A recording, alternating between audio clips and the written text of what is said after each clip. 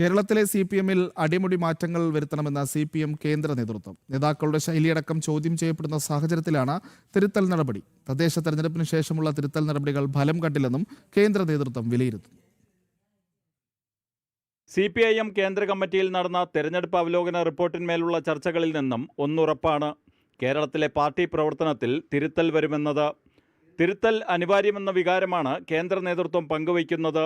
സംഘടനാപരമായി ഇങ്ങനെ പോയാൽ പോരാ എന്ന അഭിപ്രായം കേന്ദ്ര കമ്മിറ്റിയിൽ ഉയർന്നു. തദ്ദേശ തെരഞ്ഞെടുപ്പിന് ശേഷമുള്ള തിരുത്തൽ ഫലം കണ്ടില്ല എന്നാണ് വിലയിരുത്തൽ. സംസ്ഥാനത്ത് വീടുകൾ തോറും കയറി അഭിപ്രായങ്ങൾ ആരാഞ്ഞ് തിരുത്തൽ നടപടി സ്വീകരിച്ചത് ഗുണം ചെയ്തില്ല എന്നാണ് വിലയിരുത്തൽ. അതുകൊണ്ട് തന്നെ തിരുത്തലിന് പാർട്ടി തയ്യാറാകുമ്പോൾ അടിമുടി മാറേണ്ടി വരും. അത് CPIM-നെ കടുത്ത പ്രതിസന്ധിയിലേക്കാകും കൊണ്ടുചെന്നെത്തിക്കുക.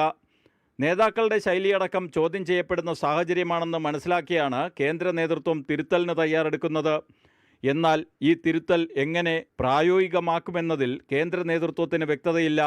ജനം, ഡൽഹി.